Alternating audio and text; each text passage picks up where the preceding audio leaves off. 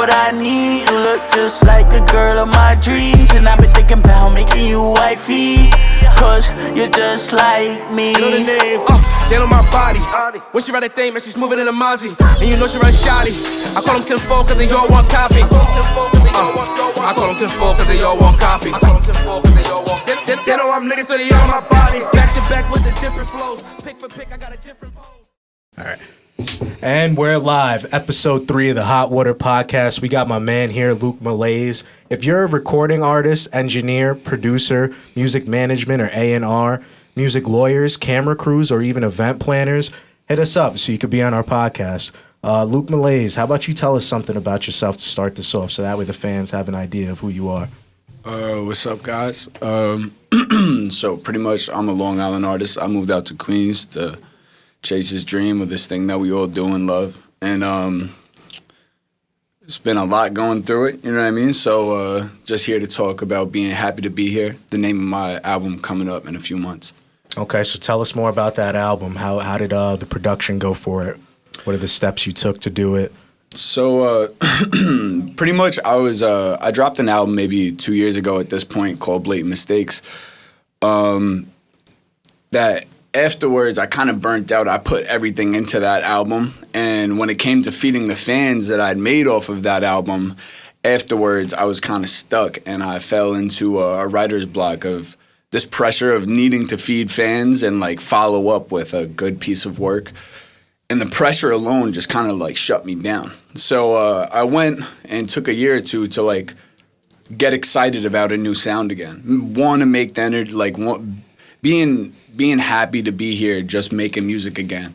This thing is what really made all of us start this career. You know what I mean? To really dive into this thing that we do and love. So like for me, I had to be excited to get into the studio again. Be excited to like take time out of my day to write, find beats, make cover art, do all this stuff that we do, and not feel like it's a chore anymore. So pretty much we started, I think you, Pajamas, at some point maybe a year ago, wanted to start focusing on writing. So we did this exercise where we wrote a 16 every day for 16 days.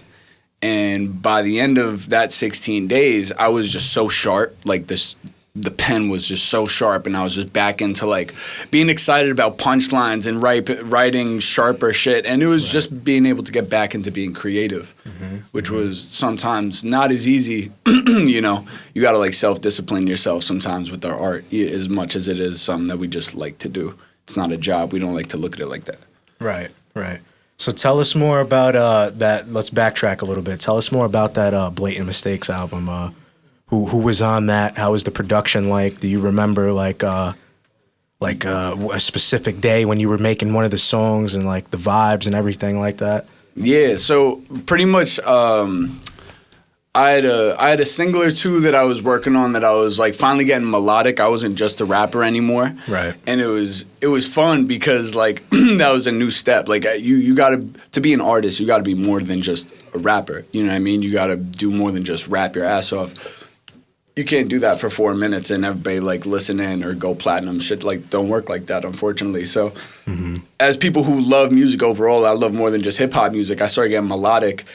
And after Caution, we got like really good feedback. So I did this song called Up that Diego ended up engineering for us, and we got Big Rich on the song as well. And I remember we was in the car after I had just wrote that hook in the first verse. And it had been so long since I'd seen my friends react to a song that I showed them like that. You know what I mean? Like when they show you that love, like, son, this is a hit. Like you got something. You know what I mean? You're onto something. It had been a while since I got that, and that was the one that I was like in my head. What song was that again? It was called Up with Big Rich. It's one of the top singles off of Blatant Mistakes. Okay. And bro, after that, I started just not being scared of all the ideas that I had going in that direction because I saw how well they were bouncing off the wall. How, like, you know what I mean? How much it was sticking and whatnot. So after that, I remember I took a night. I stayed up all night and I wrote like 3 or 4 of the songs on that album. And it was all in one night, and it was such a cohesive thought process and What like were the songs like you wrote? vibe. So it was violent, up, the title track, Blatant Mistakes, and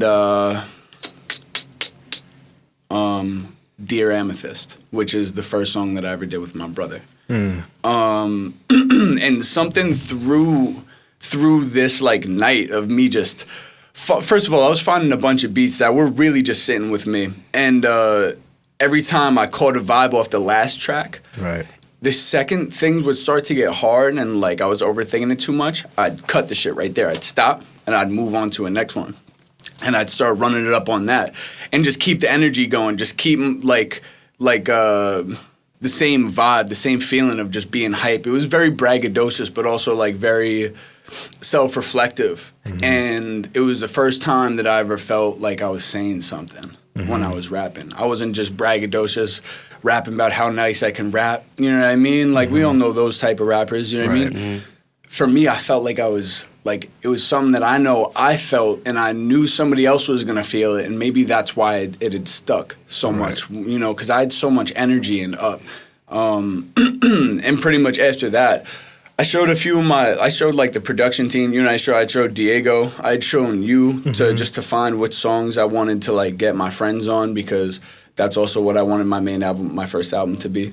Is just look at what all of us did. You know what I mean? And look, well, we've been doing this for so long, and it just it showed what we really, you know, how far we really came. Right. So I wanted to get everybody on it.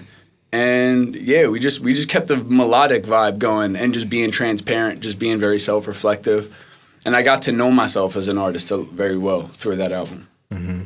What made you want to be melodic? Like, what was the transitioning point where it was like, all right, well, we need to start messing with some new flows and experimenting? So I was getting bored. I was getting mad bored with just rapping about how nice I could rap. Like, I used to be that rapper that was like, some people call it rippity rap or lyrical or whatever it was. I would have a new 16 every day, like every week, so that if somebody by any chance asked, yo, you rap? Or someone brings it up at a party, yo, my boy raps. Yo, you ain't heard, yo, your boy raps? He ain't nothing like Luke, you know what I mean? And I would always be ready for that shit with a fresh 16, sharpened, just like, people would think I was freestyling, and I wouldn't even tell them I wasn't, you know what I mean? Like, just fuck it. Like, I was just trying to be as sharp as possible, and eventually, after doing it, I've been doing this since I was like 12 years old, I got bored. And I felt like I wasn't really contributing I felt like I was plateauing. You know what I mean? I wasn't getting to where I wanted to be, the artist that I wanted to be. I was the rapper I wanted to be, but not the artist that I wanted to be. So I was like, yo, just get uncomfortable. And shout out to Kyle Sweezy. He's in my brother's group, Mulberry, and he does all the production for their albums and whatnot. And he's a vocalist. He's an amazing vocalist who really sat with me and like made a comfortable recordings like setting that I could do the weirdest, like shittiest takes, like try falsetto. Like if anybody knows what a falsetto is, like these high notes that like it's just not in my range, but let's try it. Let's put formants on it. Let's switch it up and like let's experiment and just find something to get excited about, something to have fun with. Switch it up. Yeah, exactly. So along your long career, how old are you now? So I'm 22. I'm going to be 23 in March. So you've been going for about 10 years now, huh? Yeah, it's been a long time. And sometimes I question, like, damn, I put a lot of time into this shit. Like, why are we still not there? You know what I mean? But it's just a part of the process. It's like just being happy to be here. Right. You know what I mean? Getting all caught up on, like, why things aren't what we want them to be, why we put out songs and videos and albums and they don't get the response that we want. Like, you're getting caught up in all the wrong things. You know what I mean? I'm just happy to be here, being better than I was yesterday. You know what I mean? So what do you think doing music for so long has done to you?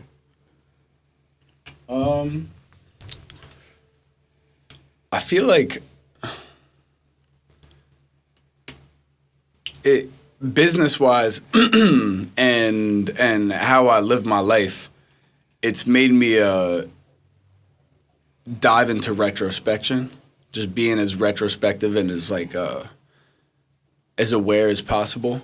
I feel like artists get caught in cycles, and people themselves get caught in cycles in their life of things that make them unhappy because this lack of self-awareness, not being able to see like what's going wrong or what we can do better. You know what I mean? A lot of people try and round out all their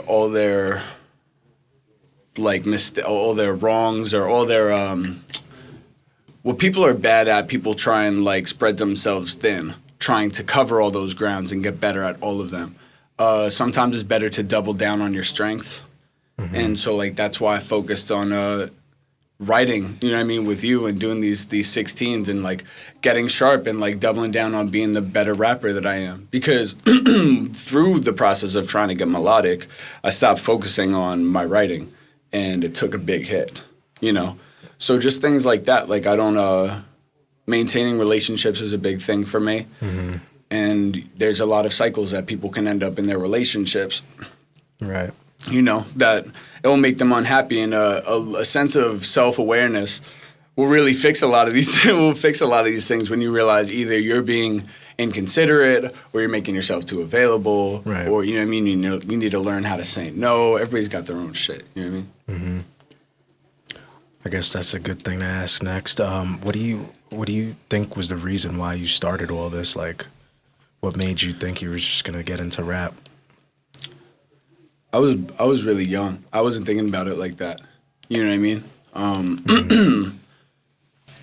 Other than just, man, I love this shit. Like, this is my life. This is what I do. This is what man, like it's never been about taking the safe route. You know what I mean? Like, it's about being happy doing what I've always wanted to do, because I would compromise in my life too much. And so for me, now it's about compromising for the right things. They're like, no matter what, I'm going to do music my entire life. This is my thing. This is what I do. Like, I don't feel like myself when I'm not doing it. You know what I mean? So, like, it's kind of just intuitive. Like, it was just going to happen either way. Mm-hmm. You know what I mean? I didn't really have a choice. Like, there's no other way to... a lot of people do this because it's therapy. I don't really got a lot of people to talk to. A lot of men in this country don't. You know what I mean? Right. So your therapy sessions or your journals, as like some people would say it, mm-hmm. You know what I mean, is just your way to like get the shit out. I don't really have any other way, and this is just kind of the way that it came. I was mad young. I was something like 8 years old when I started writing. So it wasn't really a cohesive, like, deep thought out thing. It was just like, this is what I started doing, and I never stopped. And now when I think about it, like, 10 years is like a long time. Oh, yeah, definitely. 10 years is a long time. Yeah. Right. Imagine what's going to happen once you're on the scene, though, because you're going to be so seasoned and ready to go. It's not even funny. We were freestyling earlier before we got in here, and we did some crazy-ass freestyles, and then we wrote almost 2 songs worth of stuff in, like, an hour and a half. Like, yo, yeah. So it's about the cook-up, you know? So who were those artists that you would listen to that really got that fire in you when you were younger that made you start writing? Because you said you were about like 8 when you started writing. Yeah. So I'm not going to lie. So, all right. I don't think, to answer your last question even better about like why I ended up doing this. Right. Sometimes I don't feel like it's coincidence. My dad was a DJ in Queens. I was introduced to hip-hop in Queens, where I now live, by my father, you know what I mean, who really, he went to school with Biz Markie, Busta Rhymes in Brooklyn back in that, and I think they were seniors when he was in the school, or the other way around. I think he was a senior. And so he just grew up in the scene, like really like in the deep New York hip-hop scene, right? And it just like emanated off of him. You know what I mean? When he walked into the room, my man was just so hip hop, and it's not a coincidence that like he had 2 sons, me and my brother, that are the exact same way. You know what I mean? Like it's not a coincidence. So really, like, he always played music around the house. Eminem is probably, like, Eminem and Nas are, like, some of the first, like, raps that, like, I heard. Will Smith was, like, his, like, kid version of rap that he could play around me. Like, when he was driving us in the car, if he was dropping us back off of my mom's or whatever, that would be the shit he was playing. So, like, all the old Will Smith, like, Summertime, getting jiggy with it, like, all that shit. And I really just fell in love with it at that point. I remember my mom got us, like, those little iPod Nanos when I was, like, 7, 8 years old. And LimeWire was a thing back then. And we would just be putting a bunch of music on our iPod. And I didn't know where to find new music or whatever, but I'm the youngest of, like, 6. So all my older brothers was all listening to Lil Wayne was massive in 2008. You know what I mean? Like the Carter 3. So it just, like, was coming in. Like, it was just flowing in. Like, I couldn't escape it no matter what. So they would just take my iPod and download, like, the shit that they thought I would fuck with. And they were right. There would be, like, Sean Kingston and, like, fucking Lil Wayne. There would be, Gucci Mane. I remember I was going through my iPod one day, and I heard Akon, Young Jeezy on a DJ Khaled song called We Taking Over. And I replayed that shit all day. Like, all day. I was maybe, like, 9 years old, I just loved this shit. You know what I mean? So by the time I hit, like, 11th, like, when I was, like, 11, like, 11, 12, I started listening to, like, Chris Webby and, like, Mac Miller was starting to get, like, popular. And I would listen to all the old, like, New York rap and Biggie Smalls and, like, Big L. I remember hearing Big L rapping, and I was like, I want to do that shit. I want to be able to do that shit. Like, that shit is cold, He just rapped like the coolest dude you ever heard, you know what I mean? And he was just styling on people, and so I wanted to do that shit. And I just started writing my own shit. I remember I would take other people's songs and, like, rewrite them, like, my own verse, like, in the song. And, like, take flows and shit and just, like, try and copy and try and, like, mirror the shit that I was hearing at the time. Being able to, like, put it together and be like, yo, I want to do it like that. I remember when I was in, like, 6th grade, I did a talent show. And this dude named Triple Threat, who helped, get our friend Christian Guardino moving on the scene. He sat me down before one of my talent shows. He seen me at the rehearsal, and he seen, like, this 10-year-old, 11-year-old rapping. And I'm rapping my own shit to Nicki Minaj Moment for Life, like, instrumental. And he's like, yo, you got something going. He's like, yo, you need to, like, learn how to flow, though. And I'm like, flow? I never heard that before. And he was like, yo, you hear when Drake say, like, last name ever, first name greatest. He's like, there's space in between the words he's saying. He's like, you're trying to pack too much into, like, this little space. Like, you got to have breath control so you're not gasping up on stage. He told me flow at, like, 11 years old, bro. You know what I mean? Like, it was... That's some good shit. Yo, at 11 years, and I took it seriously because by the time I was 14, snapping. I'm snapping. You know what I mean? And, like, I don't got it all put together, but I'm starting to learn, like, all right, these syllables are too much for the amount of beats, like, that you have in this measure that you're rapping in, on this beat. You know what I mean? Whatever your instrumental is. You're trying to pack in too much. And, like, I would start dissecting it. And I would start... I remember I started taking Adderall, and I would stay up all night. And that was called the night shift to me. And I literally, At 14? I swear to God, bro. Yeah, in, like, middle school, I swear to God. And I would just, and then I ended up taking the shit during the day and, like, at school. And in class, I was just writing all day. Just in all my classes, just writing new shit. And, yeah, man, it was just all the rappers that was really just nice with it. Like, Chance the Rapper had a huge influence on me, Nas. Tyler, the Creator, overall has been, like, just our generation. You know what I mean? When I was that age, he was dropping, what the fuck? I remember She. I remember She by Tyler and Frank Ocean. And just around that era, like, it was just, like, a different type of, like, poise in, like, the way people were writing that I just really wanted to hone in and be able to match, you know? So I guess why do you love music so much? You have an idea of that? Like, like, you're just always doing it. It's like you're a junkie for it almost. Yeah. It's universal. All of the people that, like, I feel like I've got my strongest connections with, it's all, like, through music, you know what I mean? And we don't realize it until, like, our favorite song comes on. And, like, some dude in the store is, like, singing, like, the song, like, the words, like, under his breath, and you look over and you're like, son, you fuck with this song? I fuck with this song.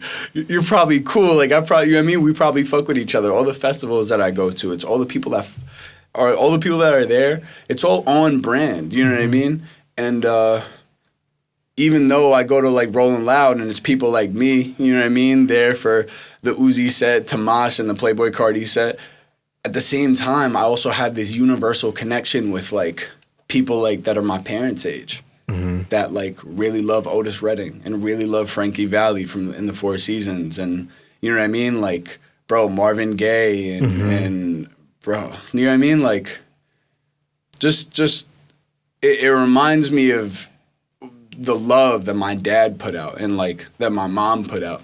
It's kind of like it's seamless. I know that there's this song that, like, no matter how bad the situation is, even if, like, everybody's wild upset or we're grieving or whatever the situation is, if September by Earth, Wind & Fire plays around me and my mom, it's all smiles. You know what I mean? And that's like a beautiful thing. That's like crazy thing to be able to, like, to do universally. And it's the same way that I feel about other cultures and other people that I can't really connect with or understand. We can all do it through this vessel. So yeah, that's facts. That's what's so important to me. You want to ask him something? No, you got it. All right, freaking, you said you went to an event or a show, a concert, that's what it is. What concerts have you been to? Oh, man, I feel like I feel like it'd be easier to name the people I haven't seen. You know what I mean? Like, I've seen some, like, 150, 200, like, 200 and something, like, hip-hop artists at this point. So what was the first one you went to? Do you remember that? You remember the first ever concert you went to? So I just turned 16, and I was finally able to, like, go to a concert. Like, I was old enough to go to a rap concert because often there was going to be mad explicit, you know what I mean, like, smoking weed, all that shit, you know what I mean? So I remember I turned 16, and my brother, who, you know, also raps, also loves this hip-hop shit, he was like, bet. Birthday gift. We're gonna go to Yams Day, and 2016 Yams Day was probably the most stacked, most successful Yams Day ever. Tell them what Yams Day is. Yams Day. So ASAP Yams is the fucking man. He really put, like, ASAP Mob on in the first place, and unfortunately, due to like, drug abuse, he passed away. Something like 5-6 years ago.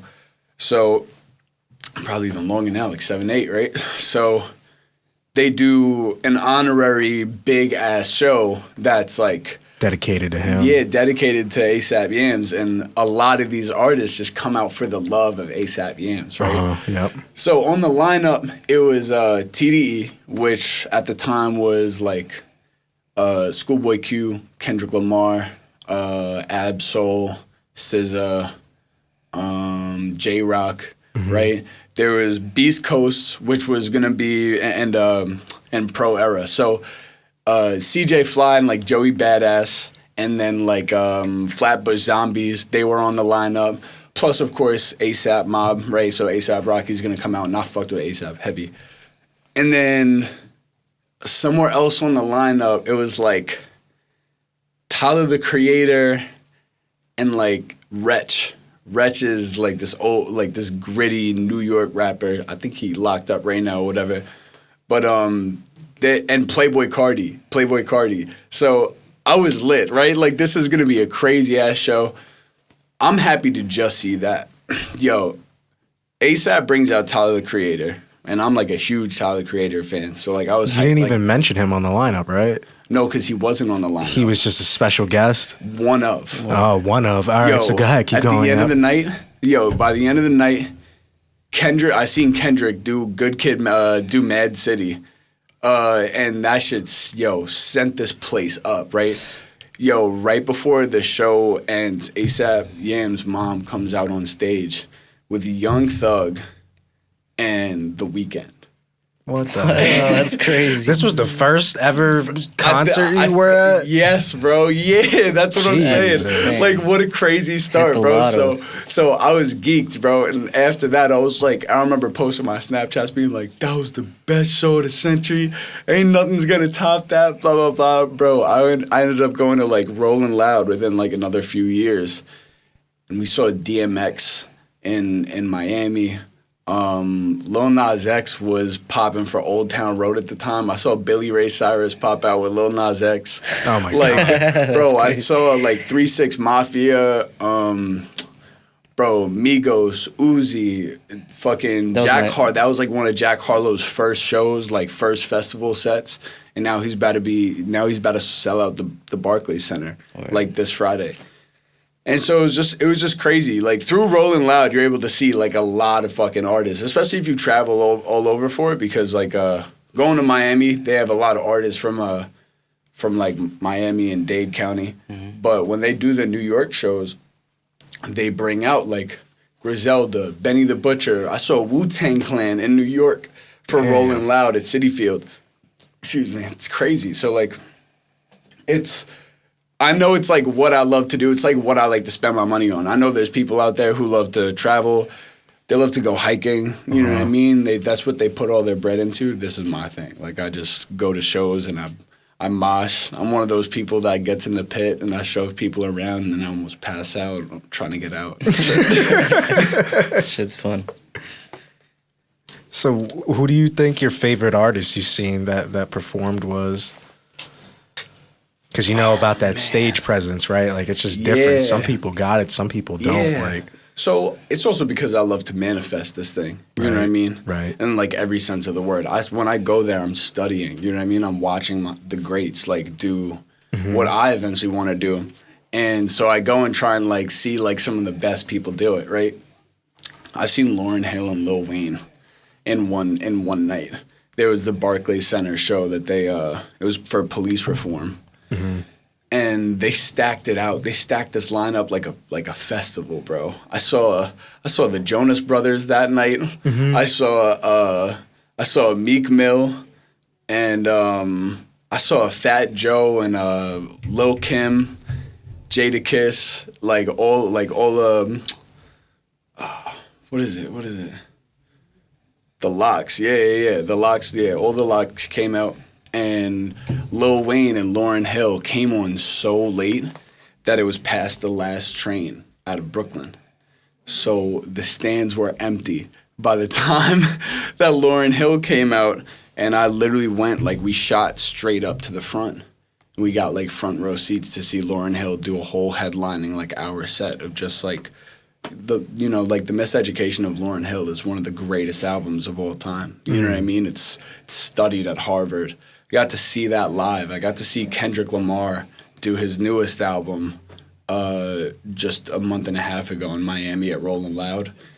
And I was like so close that I could see the sweat dripping on his face and shit. Like it was, it was a great set. He didn't just do the album, he did the bangers. He did like the set that you would want to see him do. That's like... And yeah, man, hopefully like one day I can like manifest that stage. You know what I mean? Mm-hmm. That's really the goal. Because it seems the more I go and I see it, the more it seems doable. The more that I see these guys do these things, it's like, it's work. It's not a big, massive, once-in-a-lifetime event every time, you know? Mm-hmm. Like, and that's how we see it is like, yo, this is my one shot. I'm going to be in front of 1,000 people. Like, by the time you get to that stage, you've already seen 100 stages. Mm-hmm. You know what I mean? So we're just focusing on one stage at a time. Okay. So with all these events, did you see anybody at any of them? Like, did I meet any of them? Yeah, any of the famous people? Did you meet anybody at any of these? Yeah, I met Jack Harlow, like, right when he got the New Balance deal. You got to talk to him? Yeah. What did he say to you, bro? Yo, so he was mad cool, to be honest. First of all, he called me out. He was like, "Yeah, I seen you in the front row." Like, because there wasn't a lot of people really at that set who like knew of him at the time. Right. So like he was able to like see within 15 feet the people who, one, pushed their way to the front, and two, the people whose mouths were moving and like actually rapping along to his songs. So he knew those were his fans. And so and he was like, bro, he was like, "I seen you," and he was like, "What was that, your brother?" Something about Dan. Yeah, yo. And so I was like, yeah, bro. I was like, son, Sundown at the time he had I think what got him his New Balance deal was this song popping off called Sundown. And it's a banger. If you guys haven't heard it, like, go listen to that shit. It's like it's one that he doesn't even really do at his shows no more. And we rapped every word, and he's seen this shit too.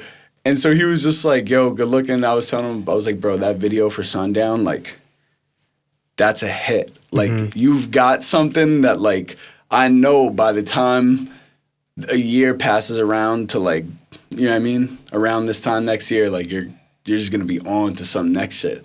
And he was setting up to do like a What's Poppin' video. So it was just crazy. He was like, "Thank you, bro." It didn't even have 1 million views at the time. None of his songs had 1 million views at the time. And I was just like, "Bro, like, this is crazy. How are you going about this?" And he was like, "Man, I'm just grateful to be here," and just like such gratitude. He was wild humble, and like he just seemed happy to have like a genuine fan in front of him. He's going on to interviews to say that like there's a lot of character like making moments on that tour that he was doing. Right. Where like on a lot of nights we're building character. He was looking at like 30 people in the crowd back at him. So like I'm sure it meant a lot. He literally sat there, took a picture with me, chopped it up with me, had a drink. Like he was chilling. He was just chilling up on the rooftop. He didn't have no security around him or nothing. And I didn't want to fucking bother him, so I walked away. So I just walked away. But yeah, I got my picture. And I remember posting him on Instagram, and everybody being like, "Who the fuck is that?" What's your IG? Luke Malaise _ Spell it. LUKEMALAISE _. All right, so what was he saying? What was Jack saying? Or was Nah, I just remember people being like, "Yo, who's that in your picture? Like, who the hell's Jack Harlow?" And now it's funny because some years later, What's Poppin' goes off, and that shit went to the moon. Yeah, and people... I heard that on every fucking radio. That's what I'm saying, and people send me that post, and they're like, "Yo, you were on this before anybody." Like, just telling me, like, "Yo, isn't that crazy?" Like, to see where he's at now, and it honestly is, because when people get to this massive, like when you go to the Met Gala... You're next level, like you're celebrity. Superstar, you know what I mean? So, like, to think I talked to a dude who went to the Met Gala, like, it seems attainable. Right. He was a normal, like... He still is a normal guy. Yeah, like, he's great at what he does, and he works really hard to get there. And he's a humble dude, and honestly, he deserves all the things that he's worked for. Right. And it just seems so attainable when I spoke to him, and I just saw what he was doing, the work he was putting in, and how familiar it feels right now. You know what I mean? Chasing something that like nobody else sees yet. Right. But you see it. And some people out in the world are gonna see it, and you just gotta be patient. Just take your time. So he really drilled that into me, because I told him like, "Yo, I rap." And he was like, "Bro, just keep going." Like, you showed him anything?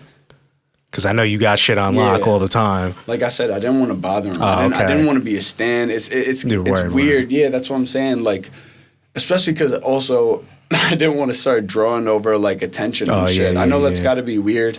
He probably thought he was comfortable enough to go grab a drink, and now some dude sitting here, "Yo, listen to my shit. Yo, you didn't hear that bar. Let me spit it for you again." Like, you know what I mean? Yeah. Taking up his time. Yeah. No, that is actually kind of rough. I mean, we're superstars. We do this for the business. We do this to talk to people. Jack, if you're hearing this, man, we want to interview you too, brother. Yeah, right? Who else did you meet? Didn't you meet Side Talk? Yeah, but that's also just, we are the people, like, on that show. Like, we are the content on that show. So to meet Side Talk and, like, meet that dude Trent Simonian or whatever, he's mad cool.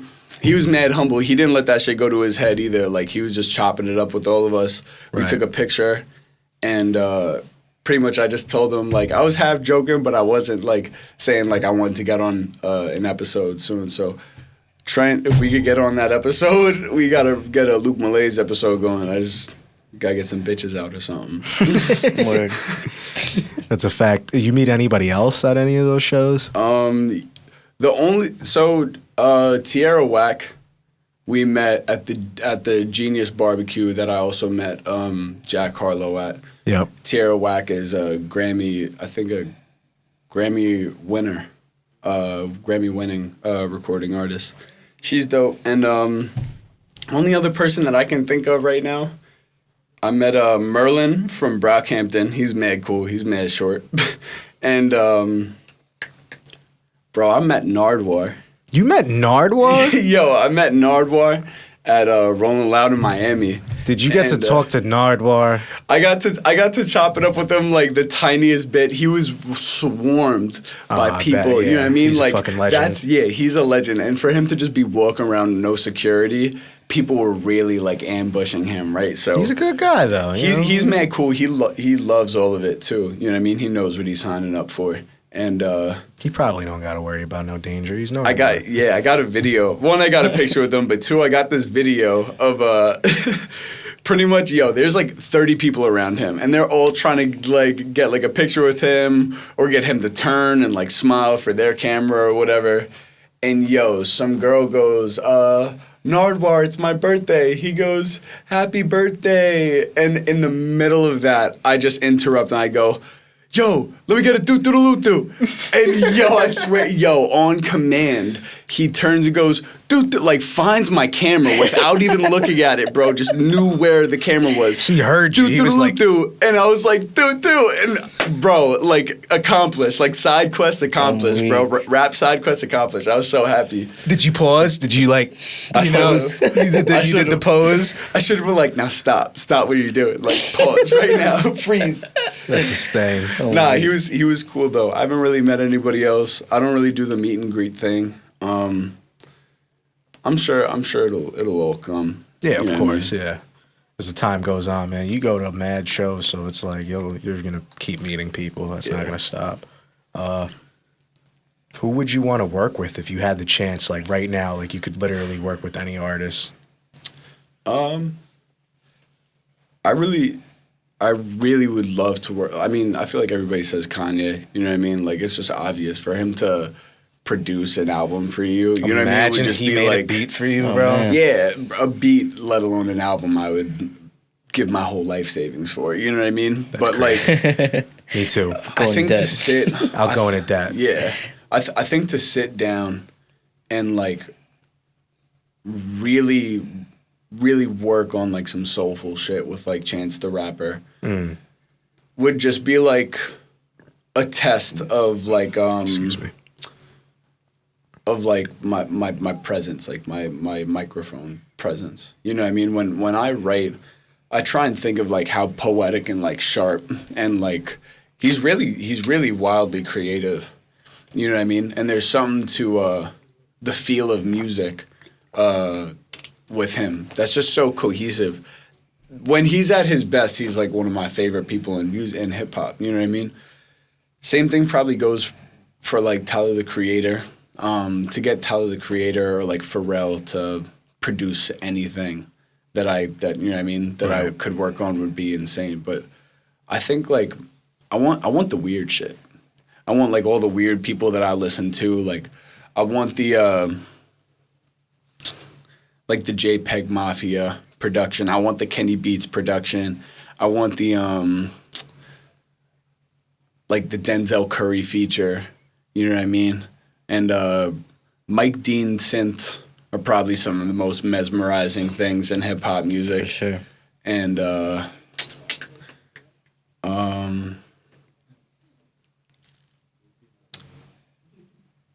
it's a shame because like I can't really, when I think about the music that I make, people be like, oh well, how would you explain your stuff? Like who do you sound like? And I feel like I have trouble trying to figure that out because I'm always trying to steer away from sounding like other people. But Right. like it makes it hard to like try to explain and also like make a whole cohesive song like where I'm just trying to steer away from like cliches and shit. You know what I mean? Some things are popping right now just because they sound good and they are good and it's not a trend. So you got to like pick and choose where you want to be obscure and realize when it's starting to fuck up the music. So like I think of myself with the rappers, you know what I mean? With the people that really like are hard hitting, like sharp writers, like Joey Badass's new album was dope. I want the soulful shit though. Amine, Right. I would probably say Amine, Chance the Rapper, Joey Badass, and Monty Booker is probably one of my favorite producers right now. So I need those drums. I need those weird drums. That would be a good song. Yeah, right? Be a banger. Right? Yeah. How you feeling about Ice Spice? Yo, I thought I was feeling you. yo. I was feeling you, Ice Spice. I'm not gonna lie. She's really doing a lot for the city right now, and I love this whole drill wave. It really grew on me. You know what I mean? Being out there in the city, you could feel that like it's like That drill energy. it's the soundtrack of like the city. You know what I Right. mean? The way that like it just embodies the chaos that's going on. It's real gritty out there. You know what I mean? There's this lady, you know, rest in peace. I don't want to say no names or like disrespect anybody, but this lady who was under all right, long story short, my boss was the chief of the fire department in New York City for a long time. Some lady, this nice lady who was in EMS was under my boss's command for a few years, and just recently the other day in Astoria, she got stabbed by some random dude like 20 times. And there's like a video like going around of it like in the city. Damn. And this dude had never met her. It's not like he had a gripe with her. You know what I mean? Like it was just random, ruthless, lawless, like monster type shit. And Astoria was shook up by it because it's not that like as common in Astoria. But this shit happens. Like Brooklyn's a fucked up place in a lot of parts. And the Bronx is a mess right now. Like the Bronx is really just people dying and like robbing each other. And like people aren't even, from what I'm seeing, like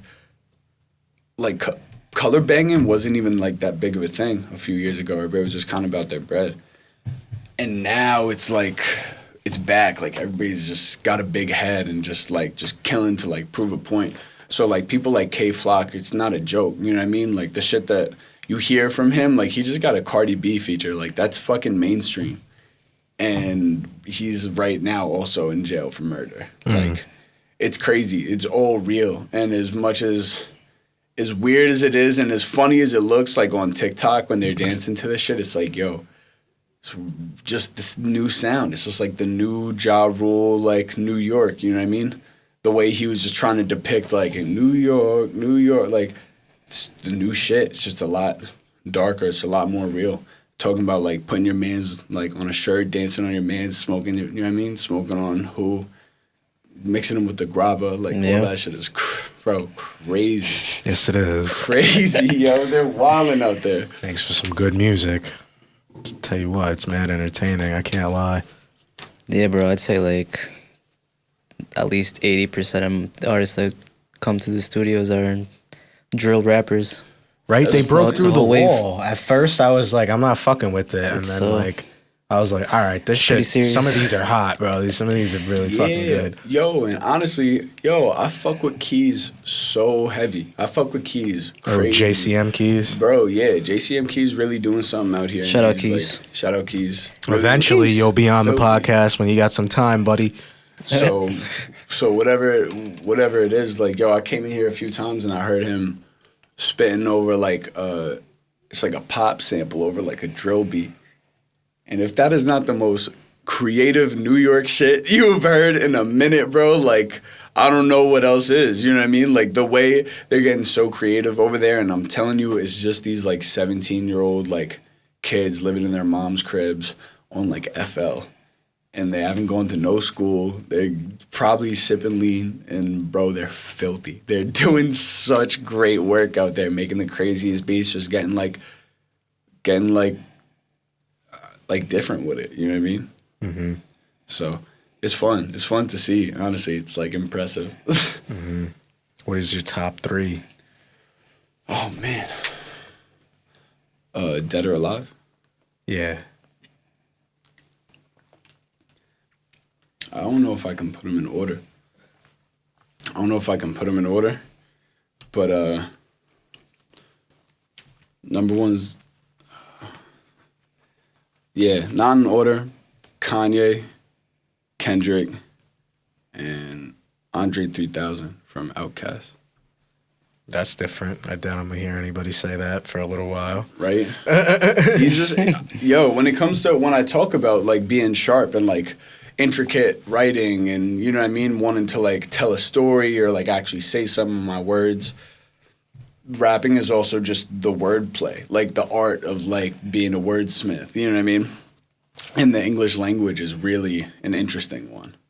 So when you're trying to study like the sharpest of the sharp, the sharpest of swords is Andre 3000. You know what I mean? People like him and Jay-Z are untouchable. And the way that they've hit a new level of like writing and the depth to it, you know what I mean? When Jay-Z does like triple, quadruple entendres. Right. In like his newest fucking DJ Khaled God song. did. You know what I mean? Like it's effortless. It's seamless. Bro, he just murdered that fucking beat. I'm glad somebody said something about that, bro. That's what I'm saying, yo. And it's the same way that like Andre 3000 can like retire from hip hop and then come back for like arguably the best verse of the year on Life of the Party. That song with Kanye, it was like the leaked song off of Donda. Oh, okay. I think I heard that. It's got like this cold like DMX sample at the end. Right. In this verse that he writes about pretty much talking to his mom, you know, because Donda's, you know what I mean, about like Kanye's mom, as he's talking to like his mom, and just the way, the imagery, the way he describes it, and like almost the grimace like in his voice when he talks about like certain things that he still has resentment about. You know what I mean? The way people can convey so much like energy or emotion with just the right words has always kind of like taken over me. And he does it at like the top of his level, at like the highest levels. Lil Wayne right now is probably hitting like the sharpest, most consistent he's ever been. You know what I mean? Ever since he dropped, what was it, the Carter 5? What, like Let It Fly and like Travis Scott on Let It Fly and shit. Oh like my that God, that song was crazy. Crazy. Yo, Wayne went wild on bro, that. he just recently did, DJ Premier did an album. He grabs Lil Wayne and Slick Rick for one of the songs, bro. And this verse that Lil Wayne does is like, bro, I doubt he wrote it, first of all. And even if he did write it, bro, in a month, I could not write half of it. It's just so intricate. He says things that were like in your face, and you're surprised that nobody else has said it yet. Right. When he said, y'all not lit, y'all litter. Yeah, King's king. It's fucking, just, you know what I mean? Wayne's the king of that. Yeah, just sharp. You know what I mean? So, Right. so that's really like what's the most important to me. My top 3 and the top 3 are different answers because I don't really know, like, I feel like in the top 3, generally, like being unbiased, I feel like Jay-Z's got to be up there. So what is the top 3 then? The top 3? The top 3 that I think are the greatest of all time, like in terms of hip-hop music, it's got to be Jay-Z, Andre, and probably Kanye. Yeah. Yeah. That's got it. You know what I mean? That's got to be it. If you think about, first of all, sales and like accolades, they've done it all. You know what I mean? The Grammys. The whole other side of the business. For real. The Grammys, the plaques, you know what I mean? The influence on the culture and like even not only that, but majority, like most of them, I think other than like Andre, I don't know who Andre's found, but like Jay-Z and Kanye have gone on to influence the next generation by finding the next voice. So like, bro, like we don't have Rihanna without Jay-Z. You know what I mean? We don't have Rihanna without Jay-Z. He found Rihanna, bro. Really? Yes. I actually didn't know that. I thought she was doing her it's thing. It's bonkers. You know what I mean? So like when you also see like dude, the amount of people that have been influenced by Kanye, Lil Uzi marks influenced by Kanye. That's what I'm saying. Are we not all? Like I think Tyler the Creator, Drake's earliest songwriting was done like Find Your Love was written by Kanye, and all of like Drake's earlier shit is all just an image of like Kanye's stuff that he was doing. So not only that, but then you have like, bro, Lil Uzi says that like his favorite album of all time is 808s and Heartbreaks. Mm-hmm. There's a new generation of Kanye like every 3 years influencing another generation. You know what I mean? Like, you remember when 808s and Heartbreaks was? No, I'm not sure. I know 2008 was like graduation. So I think around like 2010, 2011, we got 808s and Heartbreaks, which now influences the whole 808s trap sound that we have now. Right.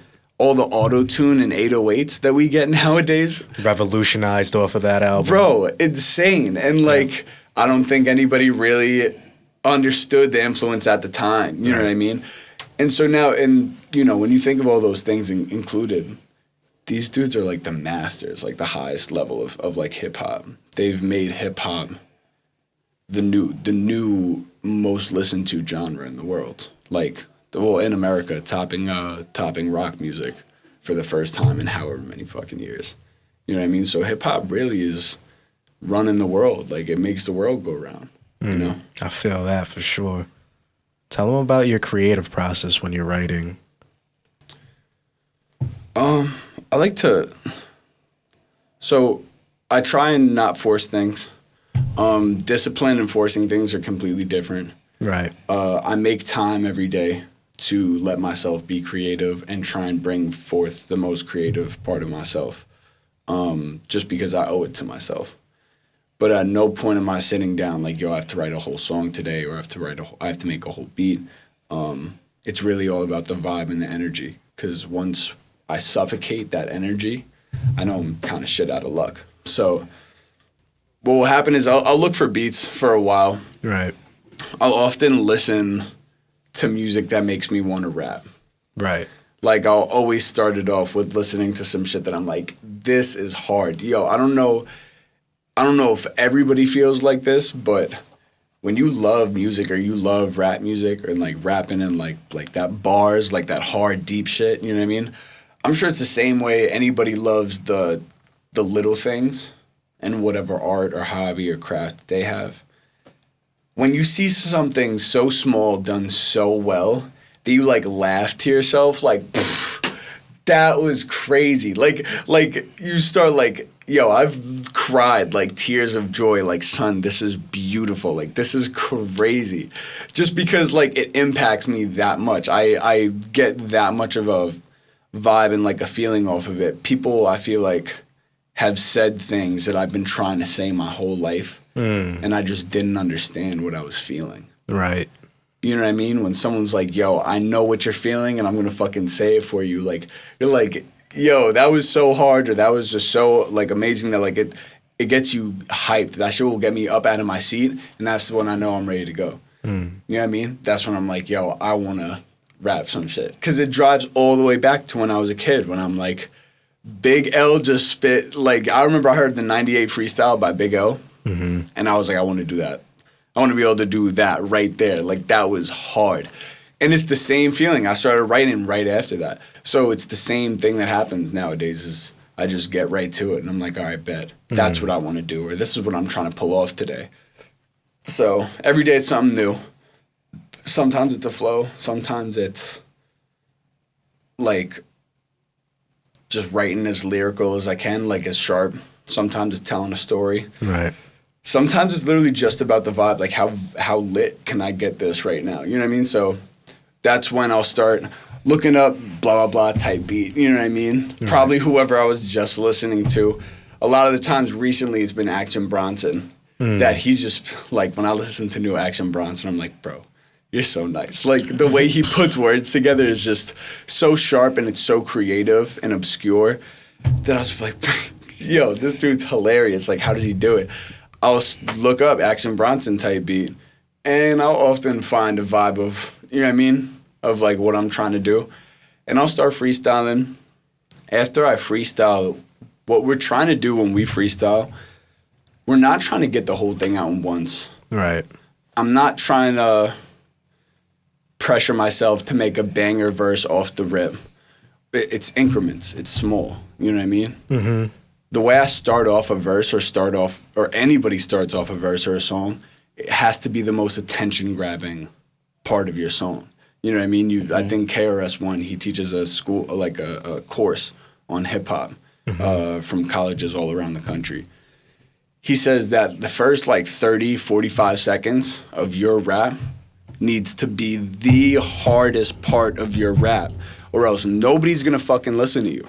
Right. You know what I mean? You got to grab people immediately, and whether it's your people, you could do it a lot of different ways. Mm-hmm. You could do it by either it's sounding so like wild that and like off-putting that people like listen in, like, yo, what the hell is that? Or we need to figure out what's going on. Yeah, or it could be the swagger and the personality that you come in with that just grabs people. Sometimes it's really just people are blessed with an amazing voice. Right. With just a great rap voice or like a great singing voice. And no matter how trash it is, people really just want to listen to your voice, like do those notes. So that's where you got to start. And so I'll start by picking what flow I want to start the song off with, and what kind of vibe we're going for, so I can get like a narrative going. But pretty much, once you get the flow down, we're scatting. It's, you know what I mean? It's noise. It's just noises. It's like nonsense. Rhythms, trying to build a flow up. Exactly. Exactly. Like maybe a scale and like maybe a little melody that I have that I can hum out. Right. And like I know the pockets that I'm trying to hit. Exactly. And from there, once I got that point, it's almost like a template that I can start filling in the blanks with words. And like that's the easy part for me. But when you try and do it all at once, it's so like intimidating. Mm-hmm. So I've tried to make it like easier on myself, you know what I mean, and just go piece by piece. And honestly, once you got the flow and like the energy you're trying to go for, and you get those first few bars out, which are probably the most high energy bars that you're gonna get, now you got something. Now you're not trying to start on a blank page. Now the blank page isn't so intimidating because you got something. Now you got a rhyme. You could either transition or you could keep going with it. Like at least now there's options. There's a puzzle to like start piecing together. Right. Now I got the pieces. Right. But when you're just looking at a blank page altogether, it can be wild and intimidating. Mm-hmm. So what do you think your favorite part about this whole music thing is to you? I might have asked that already, I feel like. But No. Okay. It's probably like, I don't know, just doing it and like the love and like just sharing and helping. Like this whole, like, I'm a people person. I'm a bartender 6 days out the week, and sometimes I serve and I'm just talking to tables of people all the time. I moved to the city, yes, because it's expensive out here on the island. I wanted more opportunity. I wanted to like save as much money to like invest into this career as possible. Right. So I went to the city. But like I'm also a young, very fast-paced people person. Mm-hmm. And no better place for someone like that. You know what I mean? Than the city, baby. I love being out there. And Queens. I love talking and serving the people and making people happy. It's kind of a bartender's job. You know what I mean? Right. And you learn a lot of things, and a lot of people that like I can connect with, a lot of people that I can now consider my friends. Right. I've connected with through music or the love of an art form that we share, that at some point, like, yo, I talk to my actor friends and like these dudes that are trying to write screenplays. In Astoria, there's a lot of actors and a lot of film people. Right. And so like, Because they got Broadway out there. yeah. Yeah. So I really try and, you need everybody. You know what I mean? I need all the little pieces. My team's not complete. Like in my head, I don't have all the pieces until I have like an actor, a director, a screenwriter, a trumpet player, a saxophone player, a bass player. You know what I mean? All these different pieces that eventually I'm going to need to tap into. I'm going to want to do live instrumentation eventually. Of course. I'm going to want to do like music videos or short films with like dialogue and narratives. And, people to be wearing clothes that are color coordinated to the scene and the setting. It's going to take a stylist. It's going to take actors and models and shit like that. So everybody I talk to and like try and encourage them and like, just how can we all help each other and just chase this thing? Because I want it, you need work, I need work. Let's do it. So often, I'm just, that's really it. Like this love of this thing that we all do has brought me to so many great people that have taught me so much. And I just want to keep... I'm happy, you know what I mean? I'm just happy to be here to do these things, like these minor interactions, these podcasts. Like, I'm not excited for whatever this podcast brings. I'm excited to sit here and talk to you guys about this thing that I love to do. Right. I'm just happy with that. I've always wanted to do an interview. Like, in my head, like, this is like rapper checklist, like, you know what I mean? Bucket list checked off. Right. So, like, I'm literally just happy to do this. So, the more that I get to be around people and this thing that we love, like, brings me to more opportunities, I'm just happy. So that's why we stay in this thing, you know what I mean? Because it's going to lead me somewhere, It doesn't have to be the Rolling Loud stage. Right. I've told myself, like, I'm happy to literally just, like, teach kids how to chase their dreams. Because I know how much fun I had doing it. Mm. You know what I mean? Yep. It's a lot of things that, like, that's something that people don't really know how to do, or they're so scared to do it. And they don't see a lot of people doing it around them because it's so risky that nobody knows how to do it. And so, like, if I can teach you, I've had 10 years. Like, bro, I learned how to flow at 11 years old. Right. And you only kept perfecting it as you got older and older. There's these 20-year-olds who don't know how to flow. Right. And I'm not trying to school nobody. Right. I just know how happy you're going to be when you write some shit, when you know how to flow, and you're like, bro, that was hard. How did I just do that? Right.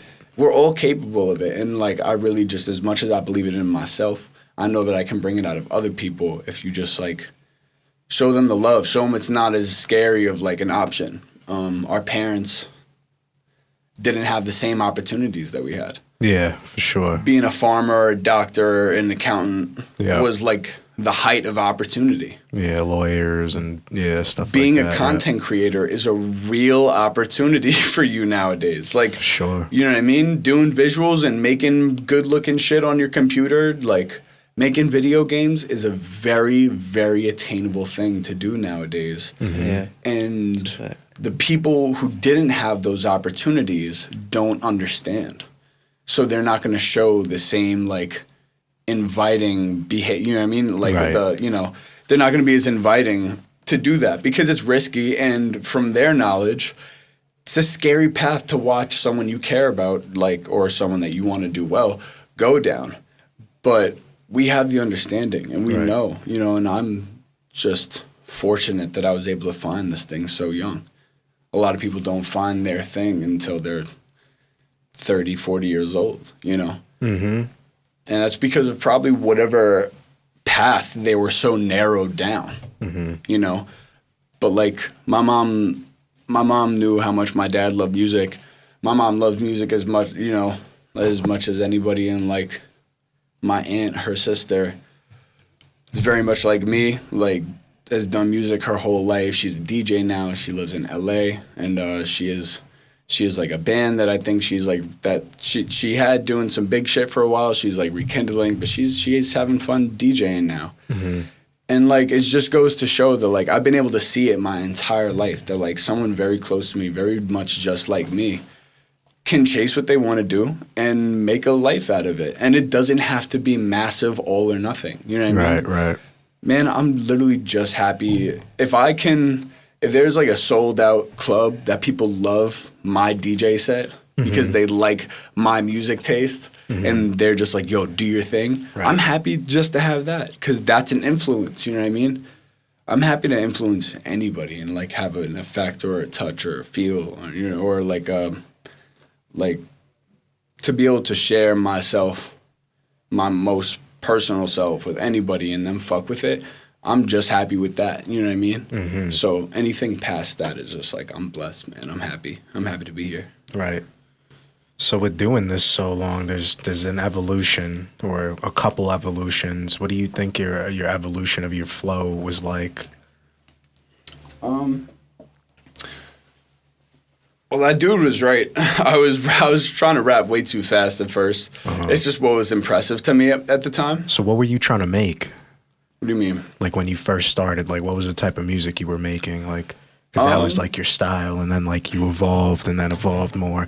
I remember being in middle school with you, and your music was good, but now you're at like a level where it's like, oof, he knows what he's doing. There's like a recipe there, you know. So like, what was the evolution to that? Like, how did you start? Like, what were we making? What types? So fortunately, I have a great foundation of rapping. You know what I mean? Right. I put a lot of time into that, mainly through high school, to just be like the best rap. Like if you ever call me at any given time with the best rapper that you know, I'm out rapping him. Right. Just like you just need to. Yeah, literally. Like that's just, you know what I mean? And it was a competitive nature. It kept me hungry as fuck. Right. I always like to say it's one of the few like natural highs I have like, in my life. You know what I mean? That I get hungry for that shit. And literally when it pays off, bro, I'll be up all night. Like I remember the first time I dropped a music video, shitty little music video shot in the Massac skate park. How long ago was that? 4 years. Okay. 4 or 5 years. And it aired, and I was still in high school at the time. So it really like got around. You know what I mean? Yeah. And I was up all night. I literally skipped I was out smoking with my boys, and I skipped all the L's. Because I literally was like, nah, like I'm too busy just like on my phone, like looking at all the love and just like telling people thank you. Like, yo, I'm glad you fuck with it. I got more coming soon. Like just seeing this thing that I love so much that like I'm happy to just put the work in and keep these songs in my vault. Listen to them and be like, yeah, bro, I fucking did some shit. Like I'll make myself happy. But when I put it out and I made something for me and people are really like hitting me up like, yo, this is insane. I played it like 30 times. This really like means something. It just had me on 10. Like, bro, it's like the craziest high. That's a great feeling for sure. So I remember the first time I put my music up on Apple Music and Spotify. I didn't go to sleep till like 3 a.m. And when we recently just dropped the music video for What's the Rush, same thing, bro. Like I was just up. I was up all night. I didn't go to sleep till like 5, 6 a.m. And I was just watching the video back.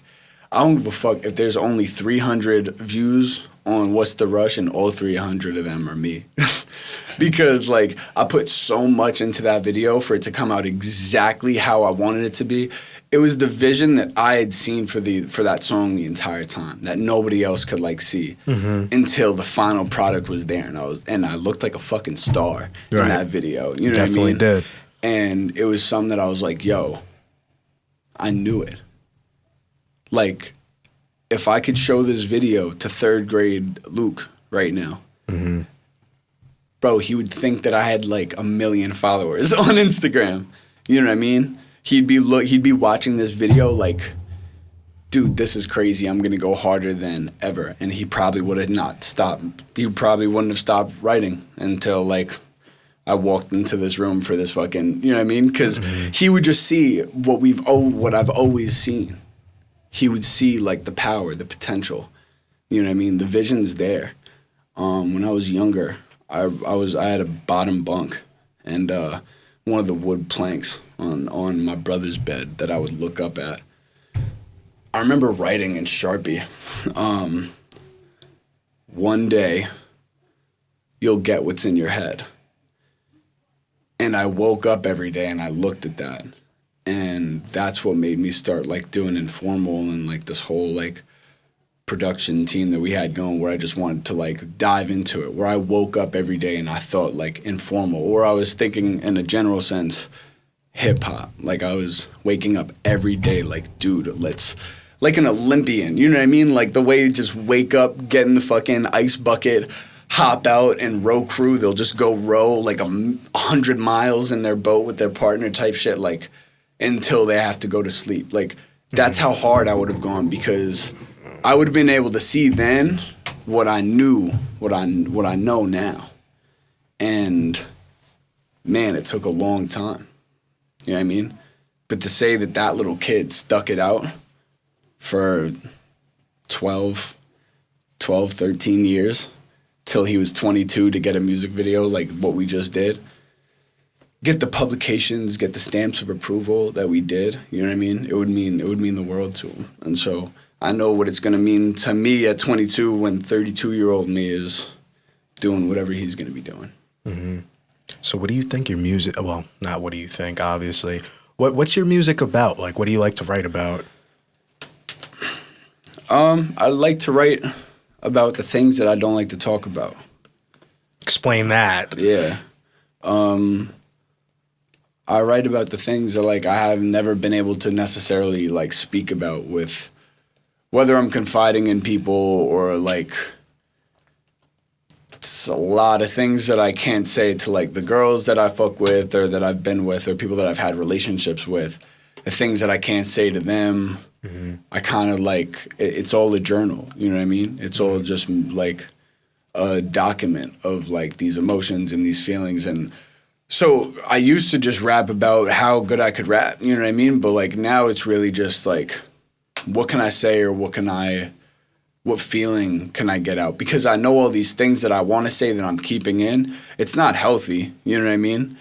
And there's other people out there that are being just as damaged and hurt and feel the pain of like having to not be able to talk about things that you feel like you should be able to talk about. So right. That's why like some what's the name of the song?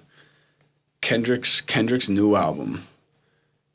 There's a song called Auntie Something. Mm. And pretty much he's talking about how his aunt pretty much is a transgender man. And how uncomfortable it was for him, like, growing up, being in between, like, loving his aunt or his uncle, and then the people around him not feeling the same way and him not understanding why. You know what I mean? Mm. Why do all the other uncles at the barbecue want to fight or, like, talk shit about my aunt or my uncle? You know what I mean? Why do all of my friends at school not, like think that why do they all think my aunt's gay or, like, my uncle's gay? You know what I mean? And just these weird things that, like, you can't explain and you don't know why it makes you uncomfortable or why it affects your relationship. It's probably because you don't talk about it and you don't understand it. You won't if you don't, like, talk about it. So songs like that are, like, super important. You know, for me, like, on Blatant Mistakes, dove into the idea of, like, the mistakes that I make. It was really all self-reflective. Mm-hmm. I was going through a rough time. You know what I mean? My dad passed when I was younger, and my mom was drinking. She's an addict in recovery, and so at the time that I was writing these songs, I was living alone. I was apartment abandoned. Pretty much, she was drinking, and because she had to go to rehab, I was something like 19 years old, living out here on Long Island with no job. Had to pay for a car and the bills and, you know what I mean, the apartment and whatnot. And felt mad alone. Literally, it was just me at the crib. And, like, my brother had to go out to the city because he couldn't, deal with that shit no more, which, as he should, you know what I mean? Get out of there. It wasn't really any of our problems to deal with. I felt like I felt like a responsibility. You know what I mean? Right. Which a lot of people in those situations, you can enable the person that you love that's an addict. You know what I mean? Usually tend to, yeah. That's what I'm saying. So I was in this stage where I was like, I have to take care of all these things that she can't take care of right now because she's sick and she's got to go get help, right? So really, I'm just fucking alone. And this is like, I just started a business straight out of high school that was actually doing pretty well. We had a good money flow coming out of it, and all of a sudden the money had to go into paying for an apartment that was abandoned and literally shut down everything that I was trying to do. Damn. You know what I mean? And like, I couldn't go to anybody to try and help fund this thing, you know what I mean? I just had to like back out of it and like pause and go back whenever we're ready. Around this time, my health also started going to shit, and I ended up being anemic for a little while. And through all these things is just like, yo, we were living the life that we wanted to live about like 8 months ago. What the fuck just happened? Right. Literally, we had gone like, bro, we were doing shows. We had like 200 plus people coming out to shows and like parties that we were throwing. News 12 put us on the map because we had a crazy ass house party, like almost 300 people. Mad fun events going on. And we really were tapping into something that like, if dealt with a little bit more time and patience, with a few more, trial and error runs, we would have been able to polish something. And all the money and the funding for it got pulled because I had to deal with this shit. And it just felt like everything's crashing right now. And I started, because I was so upset and so fucked up and like I couldn't talk to people, I was frustrated. I started like pushing people away and I started picking arguments. I started drinking a little bit more. And it was all just to the wrong people. You know what I mean? The people that were around me just caught the fucking brunt of it, unfortunately. And it was people that I really cared about. They were only there, the only people that were there, because we were all on the same team. And when I started like going through these problems, I was like, yo, I got to talk about this. I can't even afford to go to therapy. So I was like, yo, we got to at least start like jotting this shit down, like analyzing, clear the head a little bit, get it all out. You know what I mean? And I think after I went to the hospital on my birthday for being anemic, I got a blood transfusion. And that's how I spent my birthday. And I wrote the song Anemia, the intro, on the album. And it was probably the most transparent like I had ever been. Like I was as vulnerable as it could get. And like I was sitting there literally like I had found the beat and the first few words that I wrote were last year was a long discussion. This year I think I'm on to something. And I believe in being an optimist. And if that doesn't embody my optimism to the fullest extent, I don't know what does. You know what I mean? That was my most down bad I've ever been. And I still was like, as I was writing, I was like, I think we're still on to something. Like, this is really good. It was so melodic. I was at Diego's the day or two after I got out of the hospital to record that. And I think we did it within like an hour or two. And I remember at the end of that one, when we finished recording that song, was when we kind of like looked at each other and we were like, this is, like, we got something. You know what I mean? It was different. It felt like raw. You know what I mean? There's a lot in that song. Talking, said, and I would pray to my father back when I was young. Said you better not be playing with guns. Say you better be up on your grind.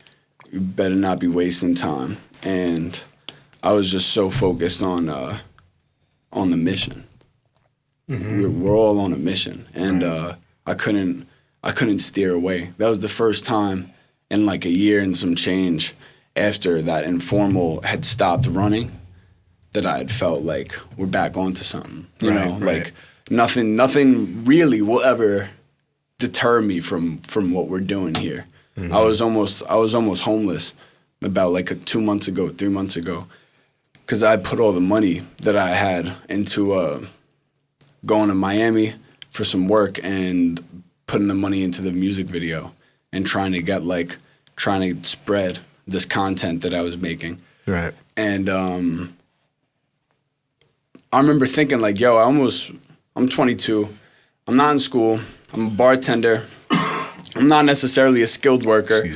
And, bro, you're about to go broke chasing this thing. What the fuck are you doing? You know what I mean? And I really had to think to myself, like, do we want to do this? Like, is this really what we're doing? Because this is like a make or break point. You know what I mean? And I said, fuck it. I'll go broke and, you know what I mean, get rich or die trying. And we're the 50 Cent. We got into the apartment that we're in now.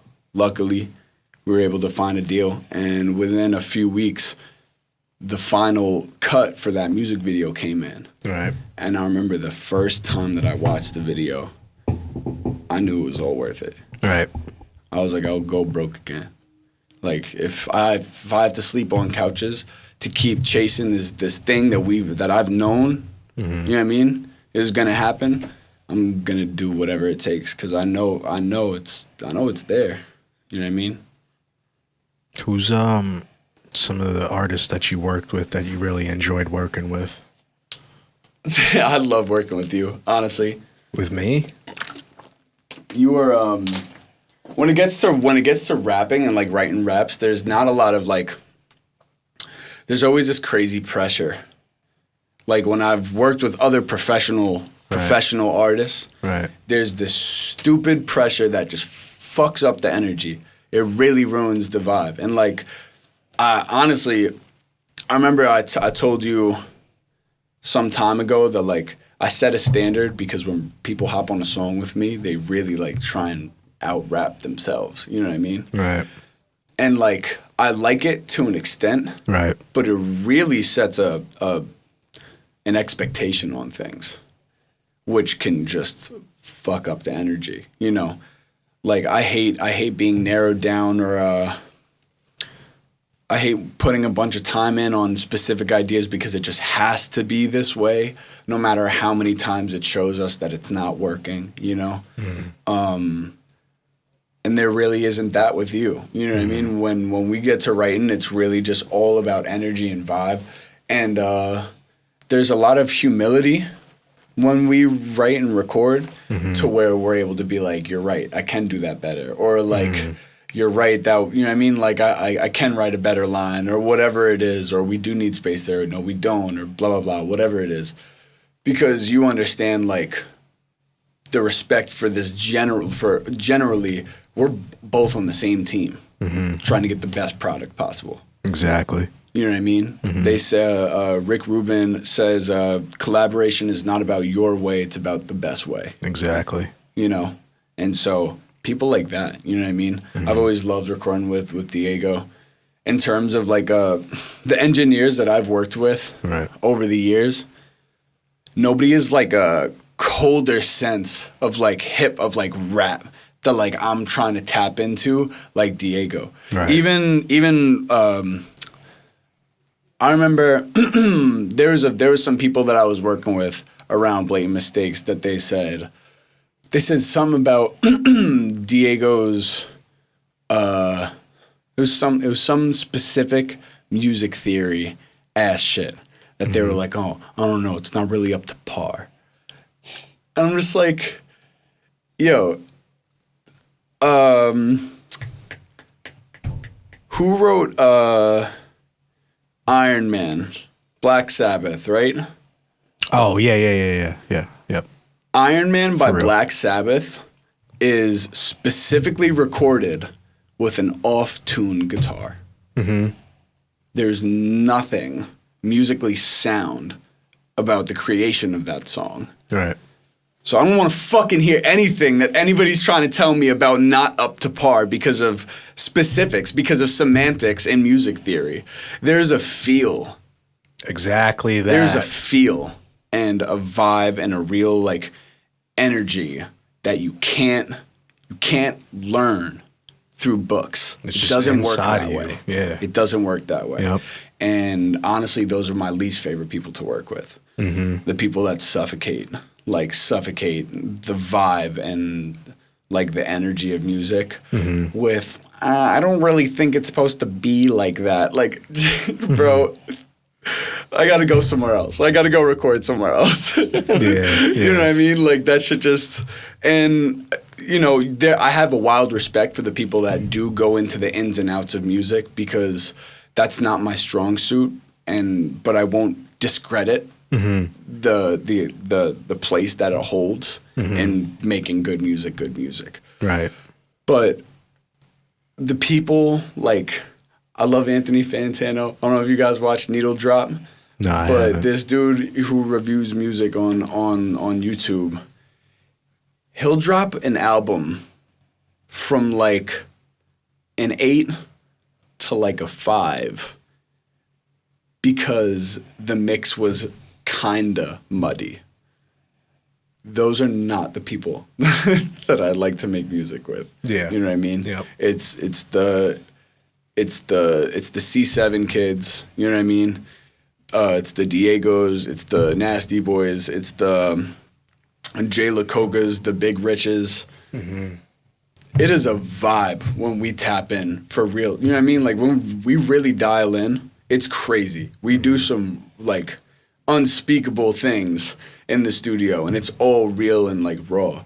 And so anything that if I could just fuck with you and like your sense of like music and like your takes, and if I like your music taste, chances are we're gonna be able to make great music and we'll be able to like work something out because I Right. love making all types of music. Mm-hmm. But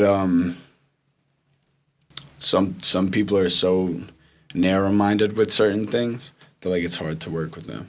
Right. So what is your favorite type of music?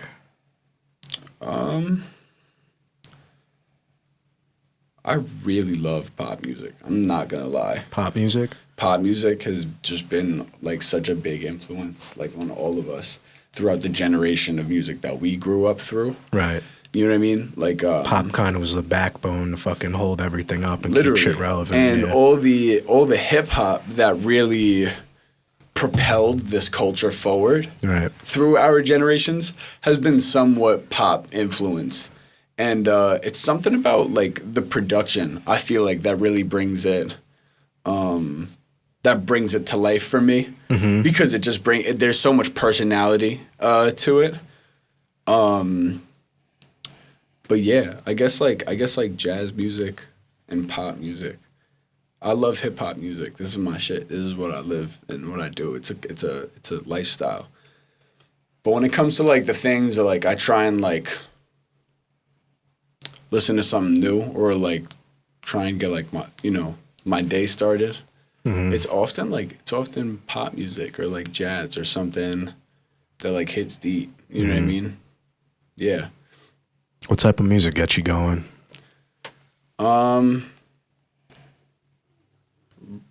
Bro, rage and like drill music. Like who? So like Rico Nasty, son, I've elbowed bitches in the forehead to Rico Nasty. Son, like I've committed acts of violence to Rico Nasty. Whoa, we know what clip we're using. Bro, That's for crazy. real. Yo, it's like, the sets that Rico Nasty has are probably the most similar to like a Ski Mask set. You know what I mean? Where it's just like full rage and like, when you see the pit open up and you're like, damn, I might die in here. That's the shit right there. Like that's He said I might That's die. crazy. nah, for real. Cause like, all right, so people who have never been in a crowd like that don't understand what happened at Astroworld. You know what I mean? Yep. The people who think like it was like some cult like plan.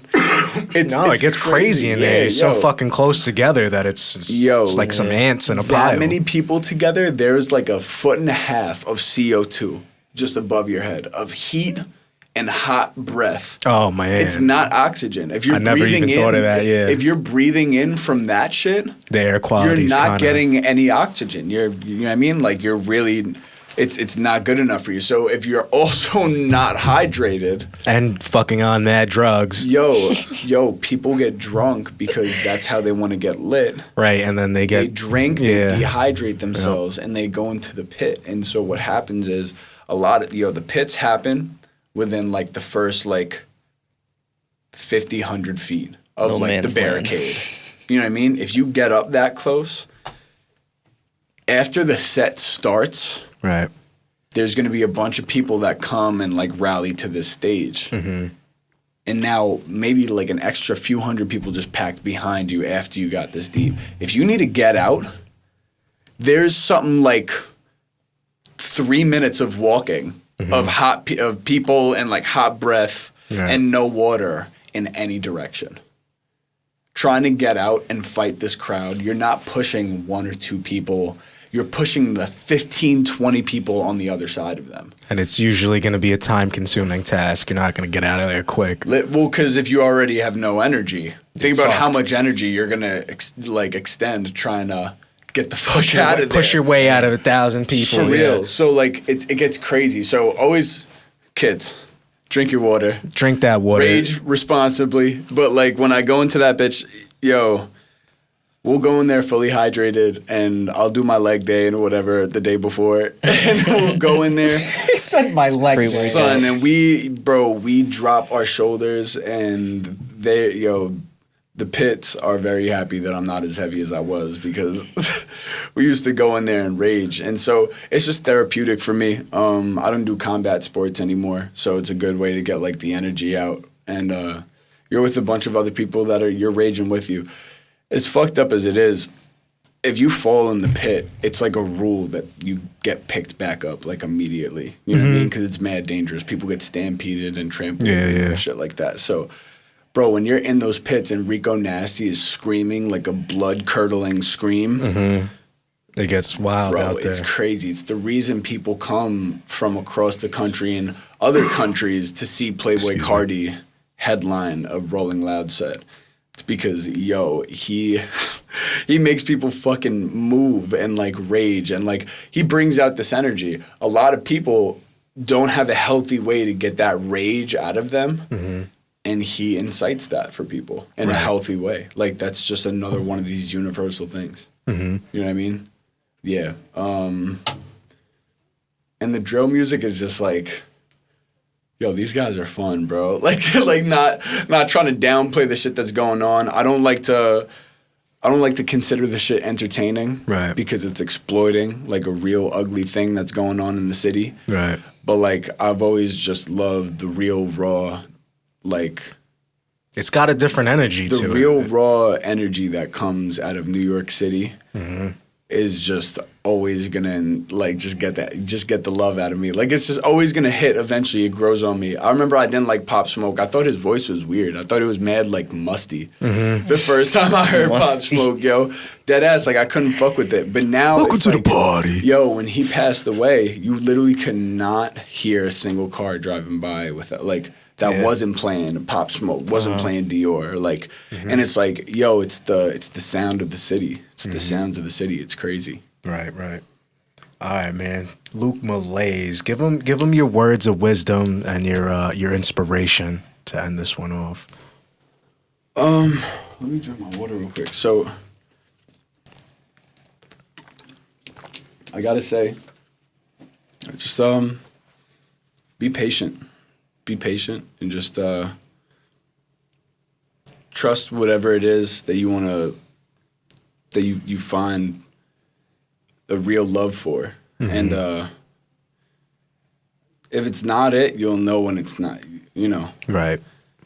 And if anything better, you will know when it is it.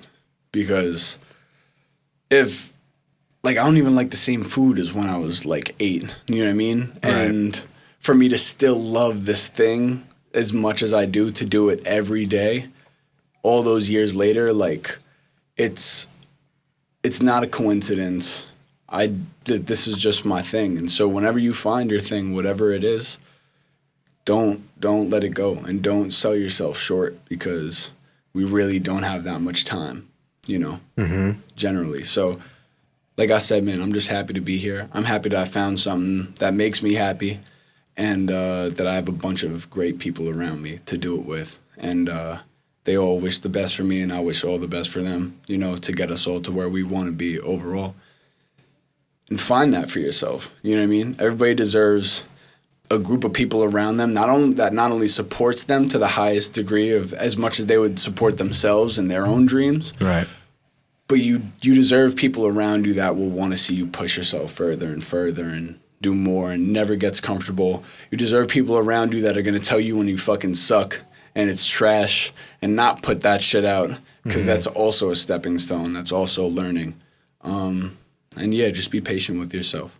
It's not the end of the world. And don't put your energy into semantics, things that don't mean anything a month or a week from now. You know what I mean? Try and focus on just smiling more. Like I said, man, I'm just happy to be here. Should I drop the date? Happy to be here. December 15th. That's when it's gonna drop. Happy to be here December 15th. I can't wait for that, man. Yo, Luke, it's been a pleasure, brother, for real. I already know. Thank you guys for having me on here. Thank Hot you for water. coming, If Luke. it's not hot water, then it's not water. If it's not hot water, then it's not water. I'm about to get in my bag real fast. Hey, baby, this is Hot Water Records podcast. If you think you're nice enough to come on this, bro, DM us on Instagram.